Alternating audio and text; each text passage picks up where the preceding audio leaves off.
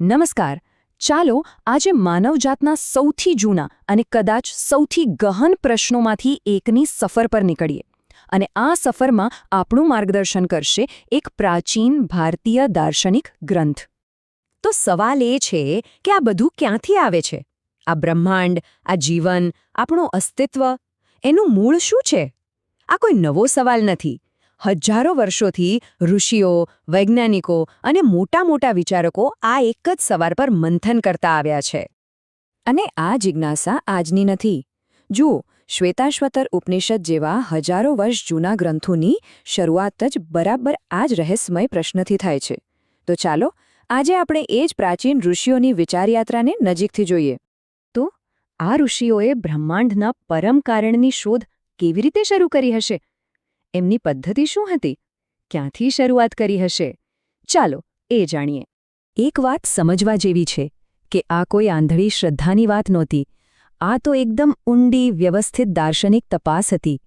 એ ઋષિઓએ એમના મગજમાં આવેલા દરેક સંભવિત કારણને તર્કના ત્રાજવે તોડ્યું, એની મર્યાદાઓ સમજી અને પછી જ આગળ વધ્યા. જો એમણે કઈ બાબતો પર વિચાર કર્યો? કાળ એટલે કે સમય, સ્વભાવ એટલે કે પ્રકૃતિ, નિયતિ અથવા તો સંયોગ, પંચમહાભૂતો અને છેલ્લે જીવાત્મા પોતે. પણ દરેક વખતે એમને લાગ્યું કે આમાંથી કોઈ પણ એકલું આખા બ્રહ્માંડનું કારણ ન હોઈ શકે. કેમ? કારણ કે કાળ પોતે કોઈના નિયંત્રણમાં છે, સ્વભાવમાં ચેતના નથી અને જીવાત્મા તો પોતે સુખ-દુઃખના ચક્કરમાં ફસાયેલો છે.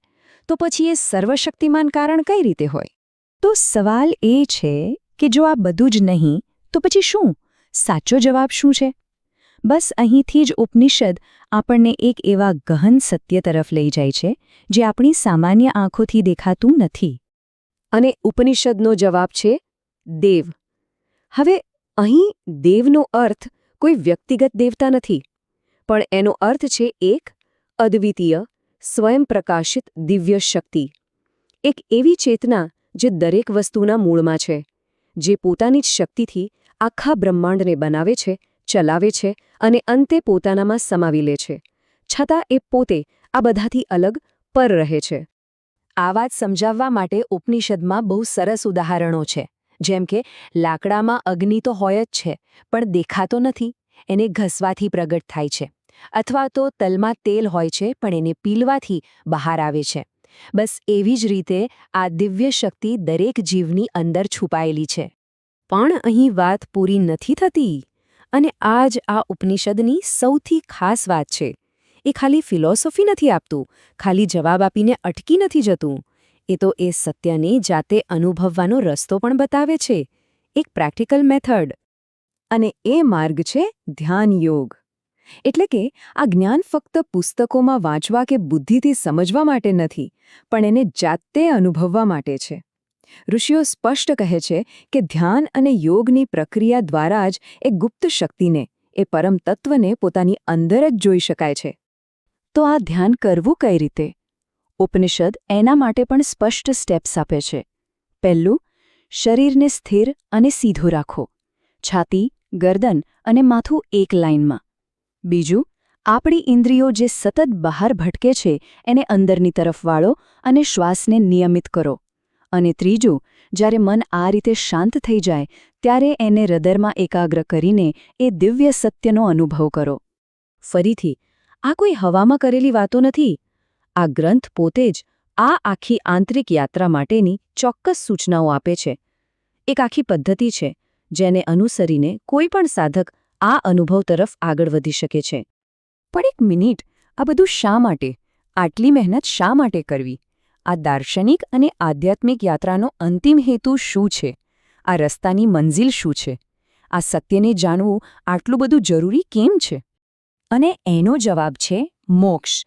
મોક્ષ એટલે શું?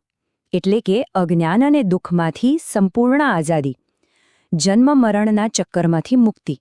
જ્યારે એ અનુભવ થાય છે કે હું માત્ર આ શરીર-મન નથી, પણ એ જ દિવ્ય તત્વનો અંશ છું, ત્યારે બધા જ બંધનો આપોઆપ તૂટી જાય છે. જુઓ, બંધન અને મુક્તિ વચ્ચેનો તફાવત કેટલો મોટો છે. બંધન એટલે શું? પોતાના સાચા સ્વરૂપનું અજ્ઞાન, દુનિયાના દ્વૈત અને બદલાવમાં ફસાયેલા રહેવું. અને શોક અને દુઃખના ચક્કરમાં ગોળ ફરવું. અને મુક્તિ? મુક્તિ એટલે પોતાના એ દિવ્ય સ્વરૂપનો સાક્ષાત્કાર, સમયથી પર એવી એકતાનો અનુભવ અને શાશ્વત આનંદની પ્રાપ્તિ. તો આખા શ્વેતાશ્વતર ઉપનિષદનો સાર આ એક વિચારમાં આવી જાય છે. શું એવું બની શકે કે આપણે જે મોટામાં મોટા જવાબો, જે પરમ શાંતિ, જે પરમ સત્યને બહારની દુનિયામાં આમ તેમ શોધી રહ્યા છીએ, એ ખરેખર ક્યાંય બહાર નહીં પણ આપણી અંદર જ છુપાયેલું હોય? વિચારવા જેવી વાત છે, નહીં?